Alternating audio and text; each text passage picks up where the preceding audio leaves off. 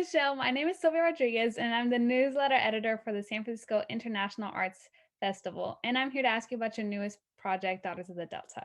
Okay. So, how did you become a band leader, and why was it important for you to find your own space for music rather than just working for other people? Well, for 15 years, I toured all over the world with an a cappella quintet called Street Sounds, which was really, really wonderful. And then when Street Sounds disseminated and our boss went back to Sweet Honey and the Rock, I was trying to find different groups to be a part of, but it wasn't happening for some reason. I couldn't connect with people to join their groups. So one day I said, the heck with it. I'm gonna do my own thing. And in doing that, I said, wait a minute, why don't I do a show in reference to my culture and my heritage, which is New Orleans and the Creole people of New Orleans.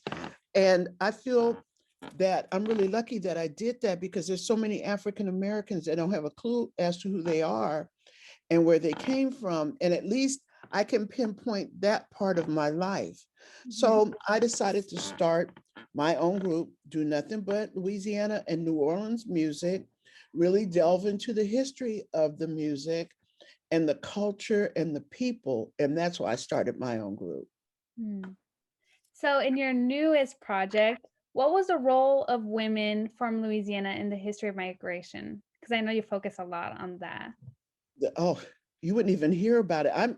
It's so hard to find information about women Yeah. and their role in all of this. And that's why I'm doing it, because somebody has to be the voice of what's happening in this world with women and the contributions that we did make Yeah. to not only to the music, to the art, to the literature, to everything in Louisiana and in the United States, but also just family. And when you talk about things like the Great Migration and the strength and the durability that these women had to have in order to do this, I think about my mother all the time.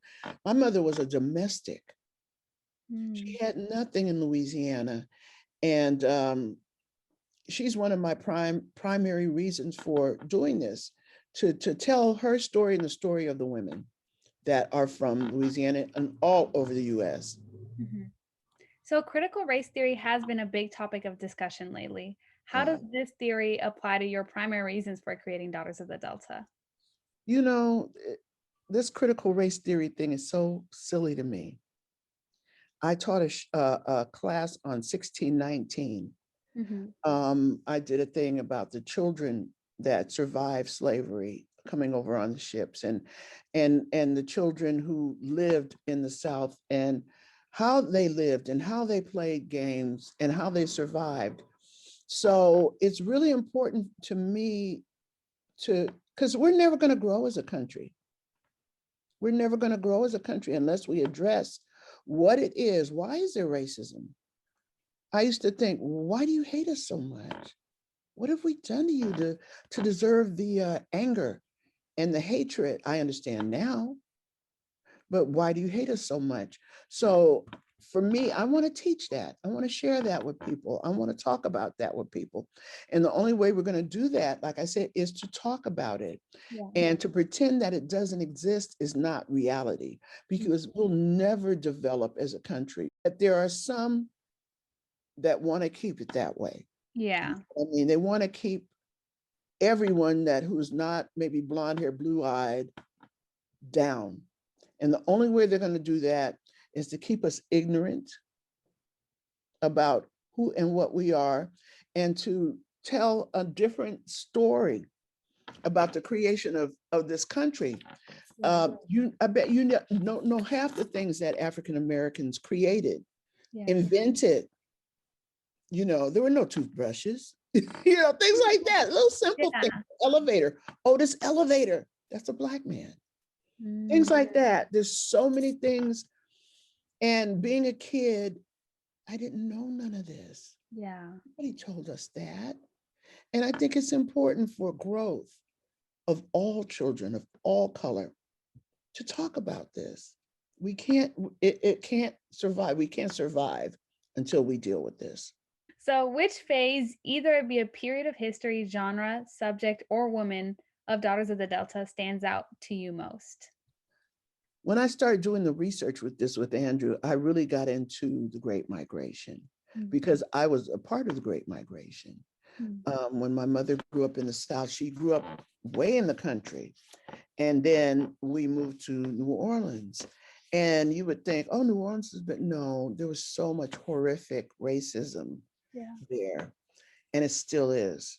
And so my mother left.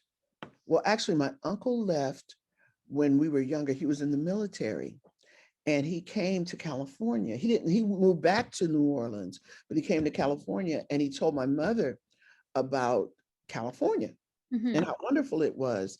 And I know for a fact that my mother would not have been able to buy a home in Louisiana. My mother would have never been able to afford me the education that I received in Louisiana because one thing was against the law. Yeah. So when my mother made the decision to slowly pack up, and we took the train across the United States to come here to California and start a new life. And then when she got here, she sent for my grandmother and other family members. And that's, to me, that's speaking to the tenacity of the women of my family and the women of all the families who found a way to get here to tell their story. Because if it weren't for the Great Migration, there would Right. have been no changes. I wouldn't have been educated. I would have had a very, you know, if any grade school, I wouldn't have gone to college. I wouldn't have, maybe not even gone to high school, Hmm. because my mother didn't. My Wow. mother has I think a third grade reading level, Mm-hmm. but she's brilliant. Mm-hmm.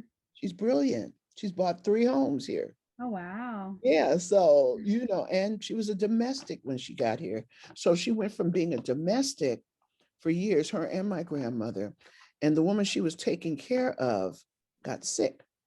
Mhm. And she trusted my mother so much that she hired her on to be a practical nurse, which is different than regular nursing.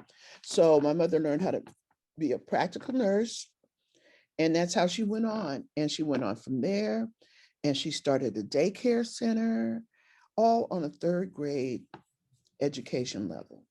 Wow. So it's really, the Great Migration was massive. I didn't realize how important the Great Migration was until I started reading on it, and it blew my mind. It Yeah. blew my mind. It wasn't easy. She had to be a domestic because there was nothing else here for her to do, Mhm. because there was still racism, and there still is here in California. Yeah. So yeah, that's the most important thing I think right now for me, Mhm. until I keep delving even more into to what we're doing on this project. But that really hits home for me. Right. So, how will you take the stories from Daughters of the Delta and apply them to your work as an educator? Ooh, through songs, through written words. I've been teaching for a long time, and I've been working with children for even longer, Mhm. musically, and they're hungry and they want to know. And just like I said earlier, if we don't tell these babies about our history, we'll never make a change in the world. So I'm going to take all of this information, and the adults, because it's funny how palatable things are when you sing a song about it Mhm. versus preaching at people. Right. Hear it's almost subliminal. They'll Mhm. hear it and it'll get in there. So when I do adult workshops, we'll talk about it, but we're going to do a lot of talking through singing Mm. and movement, which is really important. With children, lots of music, lots of music. And yeah, I've been doing this because I work with the San Francisco Symphony for over 20 years Mm. in the Adventures in Music program. So I know how to develop a show. Yeah. Thank you, Michelle Jacques, for talking about your production, Daughters of the Delta, with me.